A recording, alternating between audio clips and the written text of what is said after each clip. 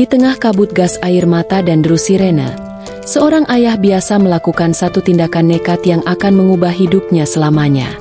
Aksinya, sebuah lemparan botol plastik kosong, terekam kamera, menjadi viral, dan dalam sekejap ia dicap sebagai provokator anarkis oleh seluruh negeri. Tapi, apakah itu kisah yang sebenarnya? Ataukah tindakannya yang putus asa itu hanyalah puncak gunung es dari kemarahan rakyat yang suaranya coba dibungkam saat mereka hanya menuntut satu hal sederhana, keadilan di tengah kesulitan ekonomi yang kian mencekik? Ini adalah kisah tentang bagaimana narasi dibentuk, dan bagaimana kebenaran terkadang harus digali dari puing-puingnya. Itulah pertanyaan yang akan kita telusuri jawabannya dalam cerita lengkap kali ini. Assalamualaikum warahmatullahi wabarakatuh. Sebelum kita lanjutkan ceritanya, saya ingin mengucapkan terima kasih bagi Anda yang sudah subscribe channel ini, dan yang belum subscribe, silahkan di-subscribe dulu agar tidak ketinggalan cerita-cerita menarik lainnya. Saya akan membawakan sebuah kisah tentang Banyu Wiratama, seorang kepala keluarga yang baru saja kehilangan pekerjaan, nekat turun ke jalan untuk pertama kalinya dalam hidupnya, dan tanpa sengaja menemukan dirinya di pusat pertarungan brutal antara narasi kekuasaan dan kebenaran rakyat kecil. Tanpa berlama-lama lagi, mari kita mulai ceritanya. Dokumen resmi itu tiba tanpa peringatan, terbungkus amplop coklat tipis yang menyatu dengan warna kusam pintu rumah susunnya. Bagi Banyu Wiratama, pria berusia 30 tahun, lipatan kertas di dalamnya bukan sekadar surat pemberhentian hubungan kerja. Itu adalah titik akhir dari rutinitas belasan tahun, vonis yang meruntuhkan dunianya yang sudah rapuh. Dari layar televisi tabung bekas di sudut ruangan, seorang pejabat dengan kemeja mewah berbicara tentang stabilitas ekonomi. Kontras yang menusuk. Di luar, Jakarta menderu. Mesin raksasa yang tak peduli pada satu roda gigi kecil yang baru saja patah. Dalam sebuah rekaman wawancara yang dibuat beberapa pekan setelahnya, Banyu menuturkan kembali momen itu. Suaranya datar, nyaris tanpa emosi. "Bukan soal iri, Mas," katanya, menatap titik kosong di dinding. "Ini soal keadilan. Anak saya butuh susu, mereka butuh mobil baru. Logikanya di mana?" Perasaan serupa ternyata tidak hanya miliknya. Selama sepekan terakhir, lini masa media sosial telah berubah menjadi arsip digital kemarahan massal. Tangkapan layar dari berita daring tentang gaji dan tunjangan anggota dewan yang melampaui 100 juta rupiah per bulan menyebar seperti wabah. Teks-teks tuntutan pembubaran Dewan Perwakilan Rakyat, yang awalnya hanya lelucon sinis, kini menjadi seruan yang serius. Ratusan ribu akun membagikannya, memberinya bobot dan momentum. Di tempat lain, di sebuah aula kampus yang pengap dan dipenuhi semangat, api yang sama menyala dengan lebih terorganisir. Kirana Anindita, mahasiswi tingkat akhir, berdiri di depan puluhan rekannya. Dengan suara yang jelas dan berapi-api, ia memaparkan rencana aksi untuk tanggal 25 Agustus. Di papan tulis di belakangnya, tertulis skema alur demonstrasi, titik kumpul, dan tuntutan-tuntutan utama. Gerakan mahasiswa bersama rakyat bukan sekadar kerumunan, ia menjelaskan, melainkan sebuah pernyataan terstruktur.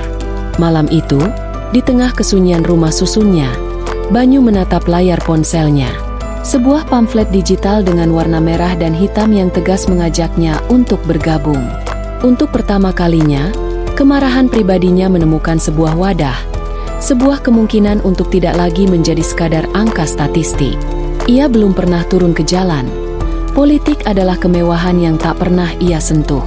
Namun malam itu berbeda. Ada sesuatu yang bergeser di dalam dirinya. Pagi harinya, ia pamit pada istrinya, berbohong akan pergi lagi mencari kerja. Langkahnya menyusuri gang sempit terasa asing. Ia berjalan sendirian menuju titik kumpul yang tertera di pamflet. Seorang pria biasa tanpa bendera atau atribut, hanya membawa beban hidupnya sebagai alasan.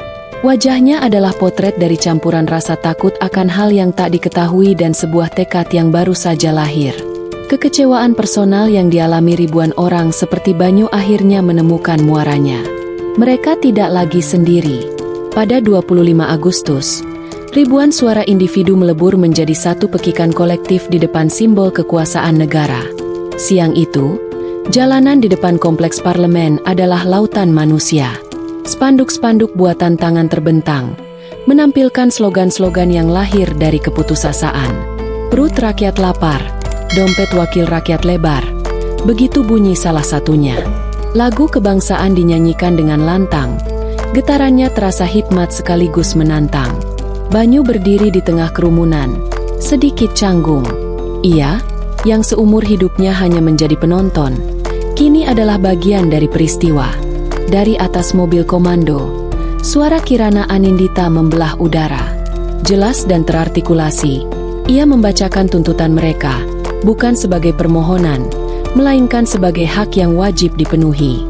Aksi ini, dari semua rekaman visual yang ada, dimulai dengan damai. Ironisnya, beberapa hari sebelumnya, narasi tentang potensi kericuhan justru datang dari pihak yang diprotes. Dalam sebuah wawancara di stasiun televisi nasional, anggota Dewan Hardiman Suryo menanggapi rencana unjuk rasa dengan senyum tipis. Aspirasi boleh, anarki jangan, ujarnya, menyandarkan punggungnya dengan nyaman di kursi empuk studio. Gaji kami sudah sesuai prosedur dan kebutuhan kinerja. Pernyataannya, yang diputar ulang di berbagai platform, menjadi bensin yang menyiram bara di masyarakat. Di lapangan, titik balik terjadi sekitar pukul 2 siang. Barisan aparat keamanan yang semula statis mulai bergerak maju serentak. Perisai dan helm mereka memantulkan cahaya matahari. Mereka tidak berlari, hanya berjalan perlahan. Namun efeknya terasa seperti dinding yang merangsek, mempersempit ruang gerak massa secara sistematis. Suasana mulai berubah. Orasi perjuangan berganti menjadi seruan untuk tidak terprovokasi. Dorongan pertama terjadi di barisan terdepan. Tidak keras, namun cukup untuk memicu reaksi berantai ke belakang. Dalam sebuah kesaksiannya, Kirana menyebut ini sebagai taktik standar. Tujuannya selalu sama, jelasnya.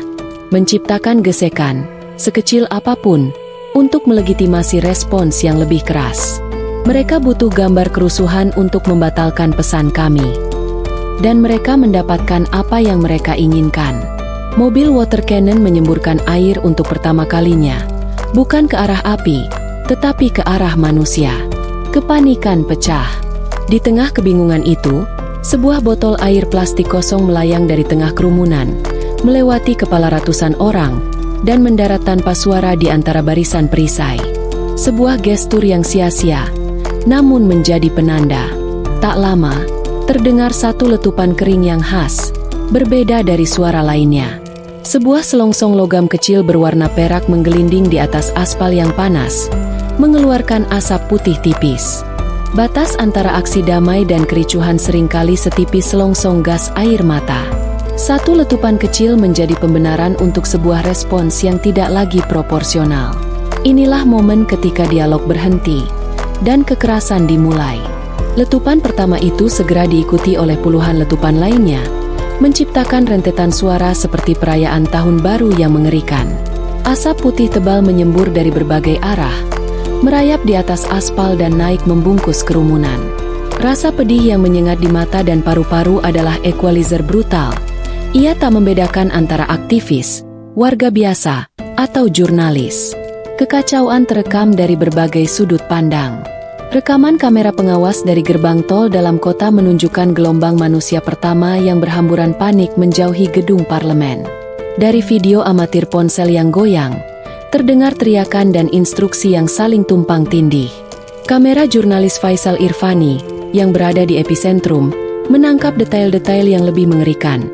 Wajah-wajah yang memerah karena gas, orang-orang yang tersungkur karena sesak napas, dan sepatu-sepatu yang terlepas berserakan di jalan. Banyu Wiratama tergulung dalam arus kepanikan itu. Ia terpisah dari rombongan besar dan terdesak bersama ratusan orang lainnya ke arah kompleks Gelora Bung Karno. Di tengah kabut gas yang menyesakan, ia melihat seorang perempuan parubaya terduduk lemas di trotoar, terbatuk hebat. Tanpa pikir panjang, Banyu menghampirinya, membantunya berdiri dan memapahnya menjauh dari sumber asap, menuju tempat yang lebih aman di dekat Senayan Park. Di sanalah ia menyaksikannya.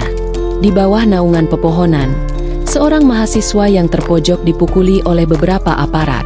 Tidak ada perlawanan, hanya pukulan bertubi-tubi yang mendarat di tubuh yang sudah meringkuk pasrah. Sesuatu di dalam diri Banyu patah. "Jangan!" teriaknya. Suaranya parau.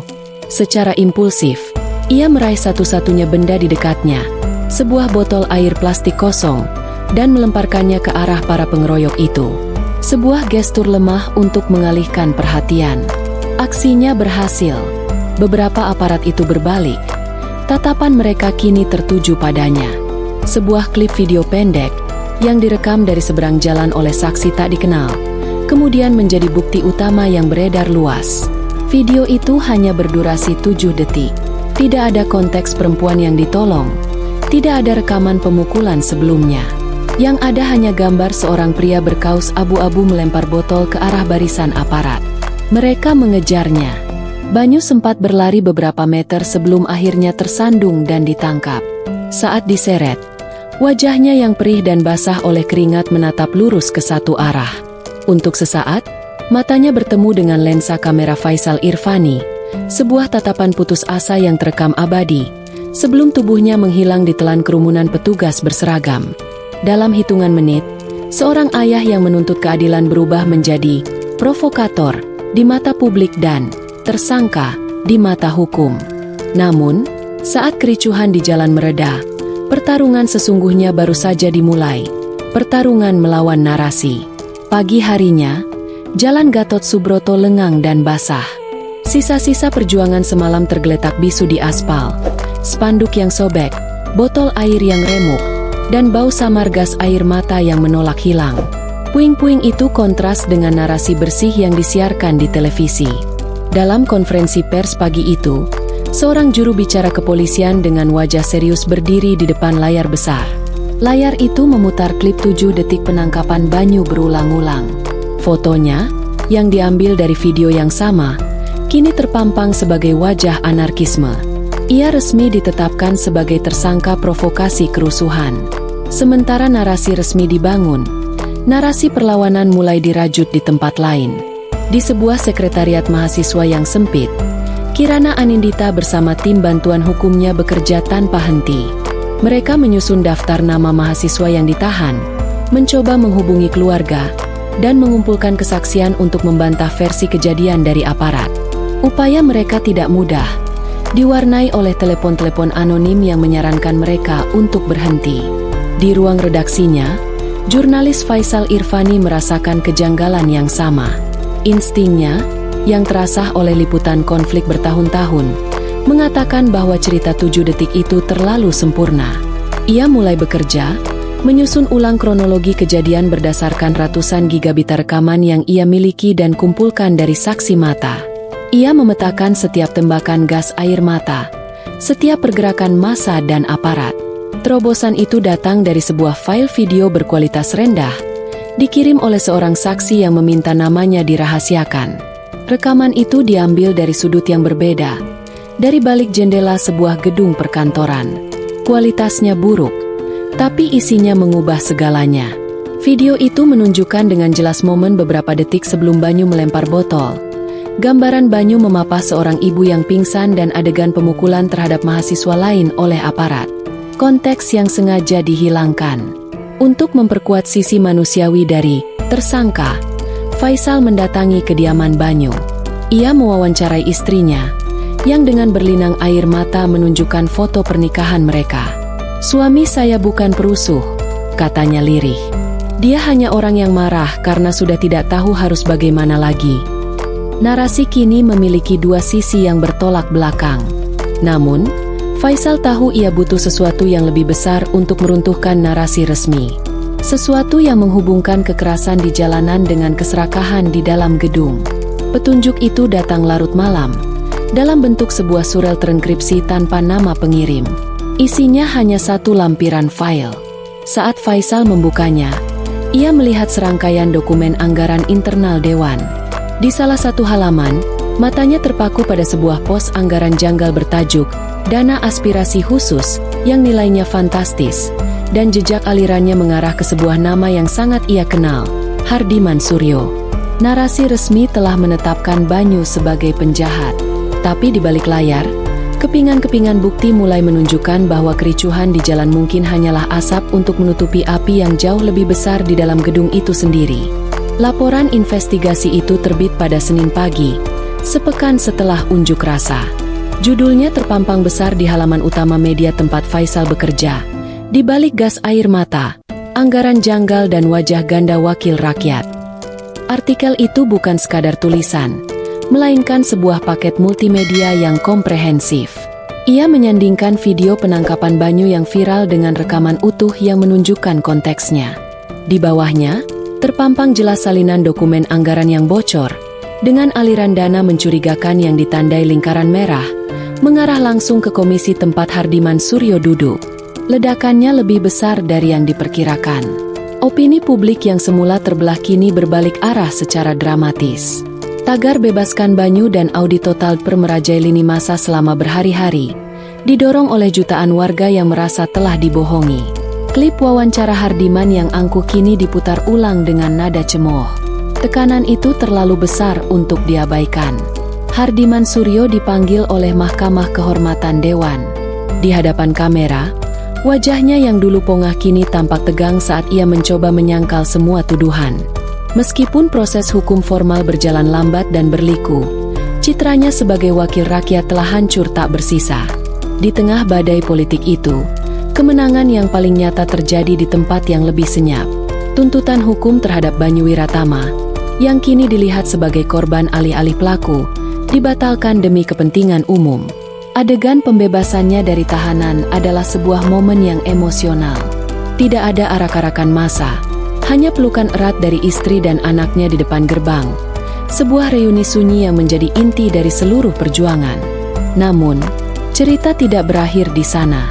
Beberapa minggu kemudian, Banyu berdiri di sebuah podium sederhana dalam konferensi pers yang diadakan oleh Gerakan Mahasiswa Bersama Rakyat. Di sampingnya, Kirana Anindita mengangguk memberinya kekuatan. Pria yang dulu berjalan sendirian dengan ragu ke arah unjuk rasa itu kini berbicara dengan suara yang mantap di hadapan puluhan kamera. Ia bukan lagi sekadar korban yang pasrah, melainkan seorang saksi hidup, simbol bahwa suara orang biasa pun memiliki kekuatan. Suara Banyu mungkin hanya satu dari jutaan yang resah. Kasusnya mungkin hanya satu dari ribuan ketidakadilan yang tak terekam kamera. Kekuasaan mungkin berhasil membungkam teriakannya dengan gas, tapi mereka gagal memadamkan apinya. Pertarungan 25 Agustus mungkin telah usai, tapi perjuangan untuk keadilan tidak akan pernah benar-benar berakhir. Pertanyaannya kini beralih kepada kita. Di sisi mana kita akan berdiri? Dan begitulah akhir dari kisah Banyu, seorang pria yang tadinya merasa tak terlihat dan tak bersuara. Pada akhirnya justru menemukan keberaniannya dan menjadi simbol bahwa perlawanan bisa lahir dari tempat yang paling tak terduga. Cerita ini mengingatkan kita bahwa terkadang, satu tindakan kecil yang lahir dari keputusasaan bisa menjadi percikan api yang mengungkap kebenaran dan menginspirasi banyak orang. Suara kita, sekecil apapun, ternyata memiliki arti dan kekuatan untuk menuntut perubahan. Perlu diingat, seluruh karakter dan alur dalam cerita ini adalah fiksi, namun dirangkai serealistis mungkin agar pesannya bisa kita ambil dan renungkan bersama dalam kehidupan nyata. Terima kasih banyak sudah menonton sampai akhir. Pelajaran atau hikmah apa yang paling berkesan buat kalian dari kisah Banyu ini? Tulis pendapat kalian di kolom komentar ya. Jangan lupa juga untuk tekan tombol like jika Anda suka ceritanya, dan subscribe agar kita bisa terus berbagi kisah-kisah inspiratif lainnya. Sampai jumpa di cerita berikutnya.